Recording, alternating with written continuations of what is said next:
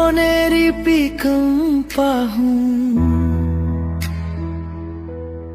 मन माझं होतं पुन्हा धगधगतम.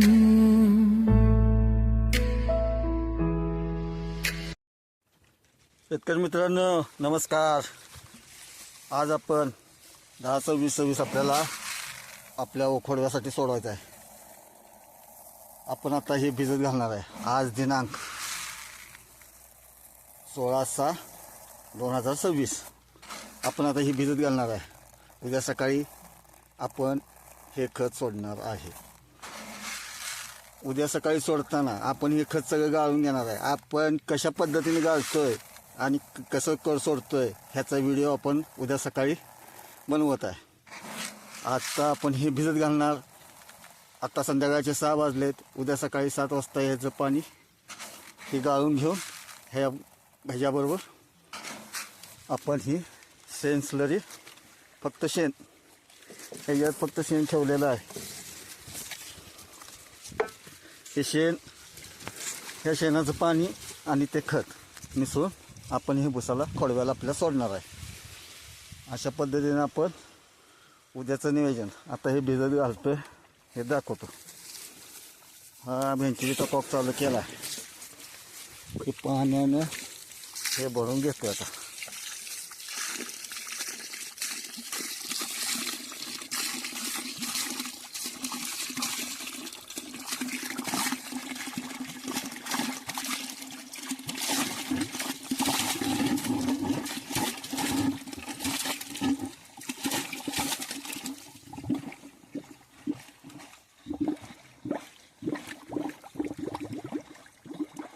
आणि ह्याचं गाळण कशा पद्धतीनं करायचं आणि शेण स्लरी बरोबर हे शेण स्लरीच्या पाण्यात कसं काय हे गाळण गाळून घ्यायचं आणि शेण स्लरी कशी गाळायची याचा व्हिडिओ उद्या सकाळी आपण बनवत आहे. ह्या व्हिडिओला लाईक करा,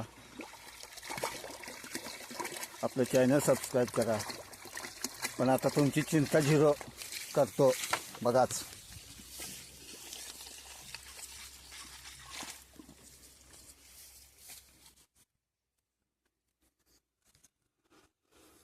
ही शेण स्लरी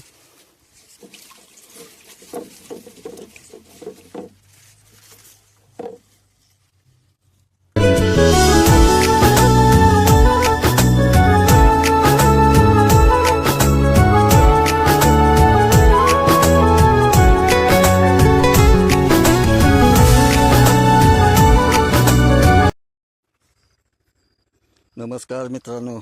आज दिनांक 17 जून 2026. काल आपण 10-26-26 भिजत ठेवलो या बादलीमध्ये. आता आपण 10-26-26 आणि स्लरी शेणाची स्लरी सोडणार आहे. प्लीज जैविक स्लरी वगैरे काय नाही, फक्त शेण आपण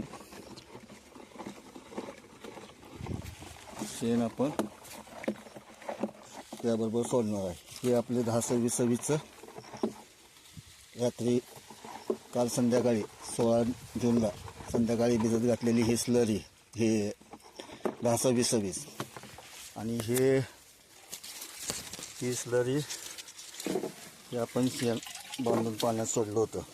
हे जवळजवळ आता 4था राऊंड आहे ह्या पाण्याचा. आता आपल्याला स्लरी सोडण्यासाठी लागणारं साहित्य ती बघणं. हा पंप,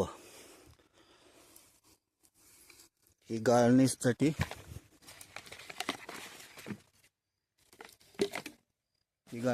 पाटी. आता सुट्टी करायचीच नाही शेतकऱ्यांना. आता फक्त 10-26-26 DAP असली खतं सोडत राहायचं.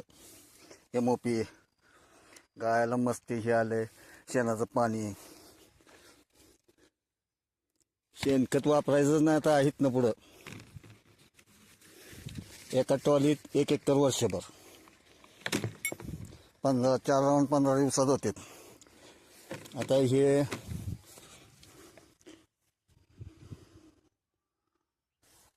आता पंपात जुगार कसं जोडायचं ते सांगतो.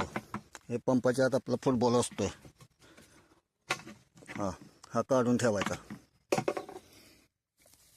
ही पाईप 3 मीटर आणून ठेवायची.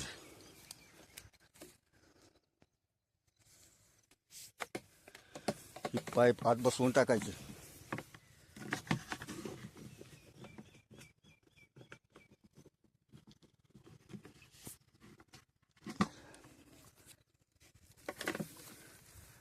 हे अशा पद्धतीनं बसवायची पाईप पंपाला.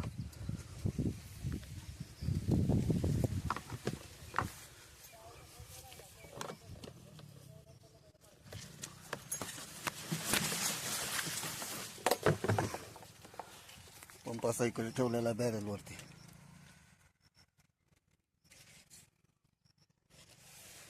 आणि हा फुटबॉल आहे. हा फुटबॉल आपण शेणाच्या टाकीत द्यायचा सोडून. शेणाचं पाणी केलेलं आहे त्या टाकीत फुटबॉल सोडून द्यायचा. झालं. आता ही टाकी आपली रिकामी आहे. तर हे शेणाचं पाणी ह्या टाकीत घ्यायचं आहे आपल्याला.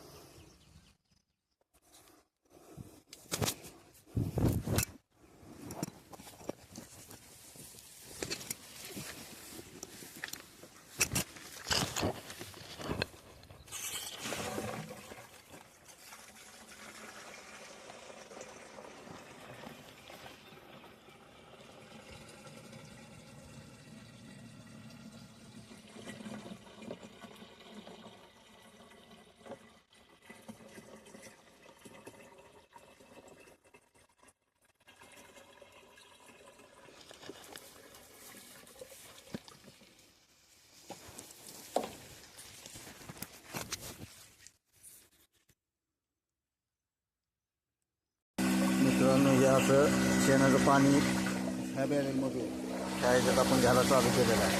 त्याच्यात काय काडी कचरा येतच नाही, पण आपण 100% गाळणी करून सोडतोय. ही जाळी आपल्याला समृद्धी कंपनीनं दिलेली आहे. आता आपण ह्याच्यात 10-20 ओतत राहणार आहे.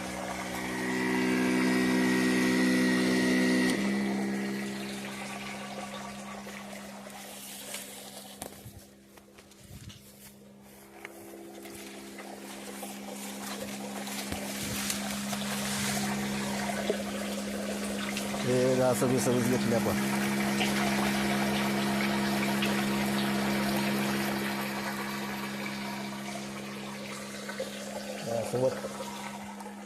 हे असं वाटतं.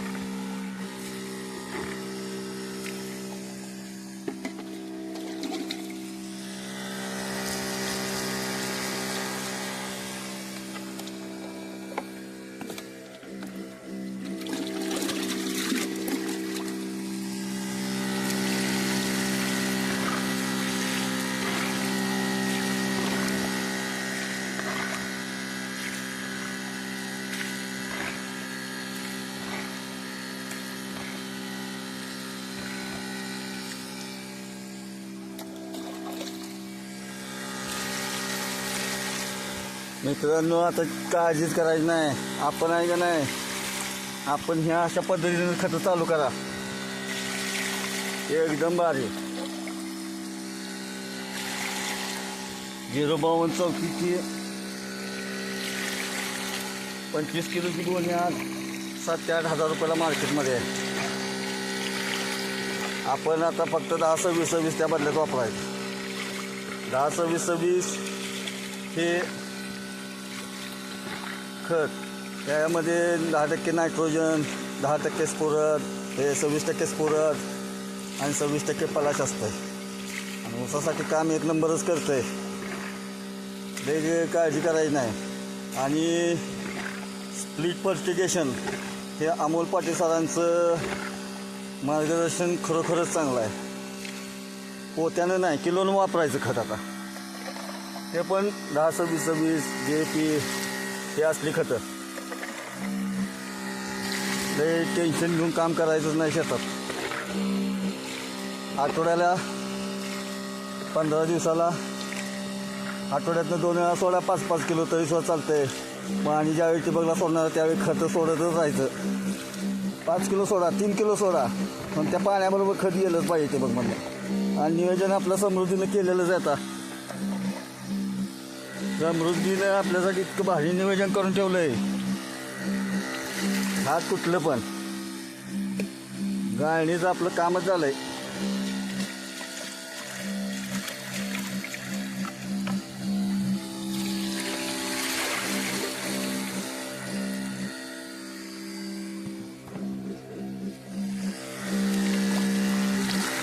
जे स्वतः बिता काय असतं तो फक्त त्याचं फिलर मटेरियल असते. ते फक्त बाइंडिंगसाठी वापरलेलं मटेरियल असते. लय टेन्शन घेऊन काय करायचं नाही. आपण आपलं शिल्पकार व्हायचं. मीच माझा शिल्पकार.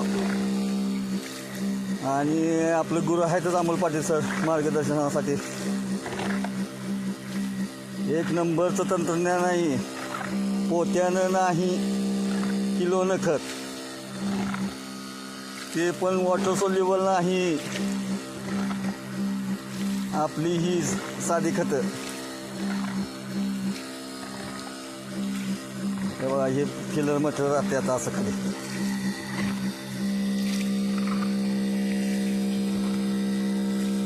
काम एक नंबरच. ते धपाटाचा आहे.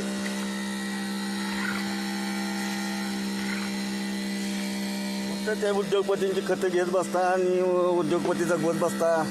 हा, आपल्या शेपची खतं आणली तरी सुद्धा चालते. काय लय असं त्याचं हे नाही. आपल्याला समृद्धीनं आपलं कामच करून ठेवलं व्यवस्थित. आणि असली गाळणी ही प्रत्येक शेतकऱ्याकडे पाहिजे.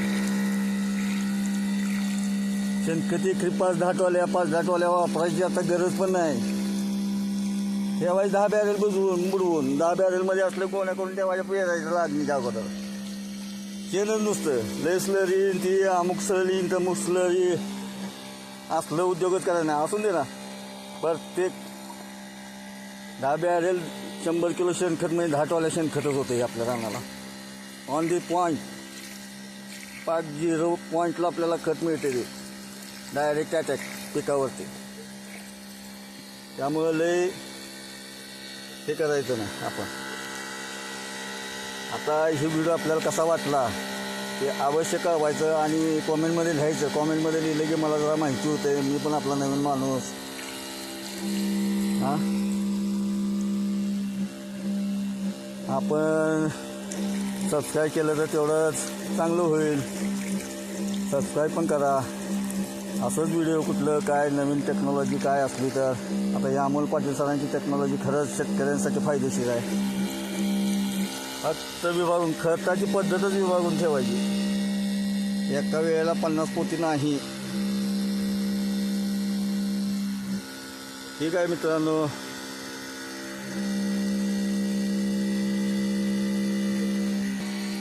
आता ड्रीप चोकअपच होणार नाहीत. आपलं चोकअप होणारच नाहीत. कारण ह्या पाटीला या जमिनीला समृद्धीनं आपल्या फिल्टरला जी जाळी असते तीच बसवून दिली. समृद्धी कंपनीचं खरोखर मनापासून आभार.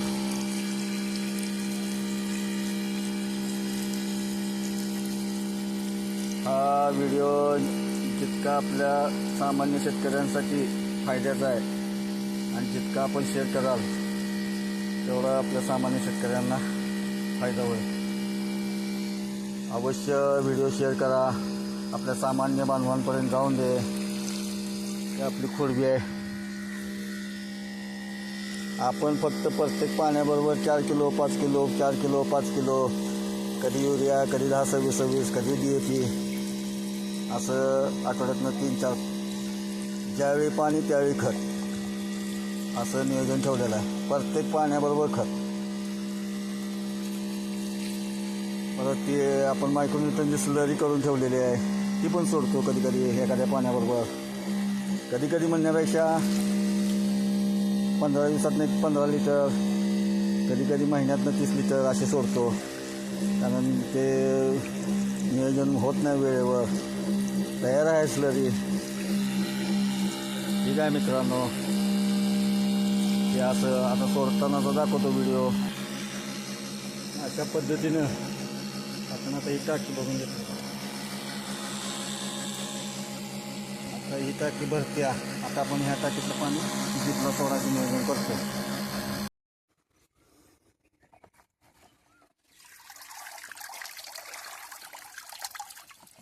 भरलेला.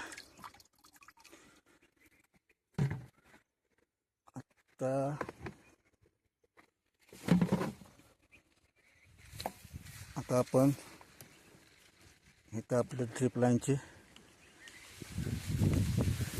लाईनचं पाईप जोडतो.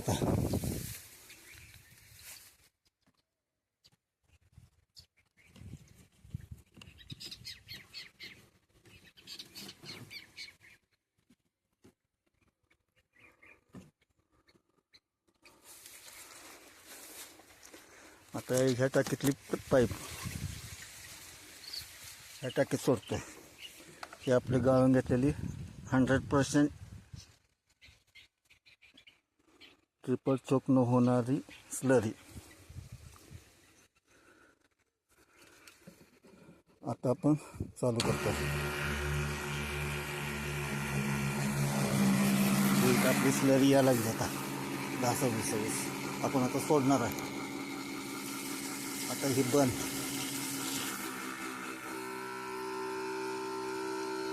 चालू झाली बघा. स्लरी चालू झाली तिकडे.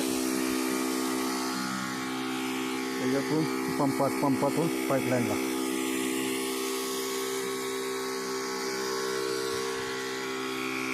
आता शेतकऱ्यांना काळजीच करायची नाही. 100% आपण 10-26-26 DAP, 24-24, 19-19 ही आपली सबसिडीची खतं सोडू शकतो. धन्यवाद मित्रांनो, माझा व्हिडिओ पूर्ण बघितल्याबद्दल.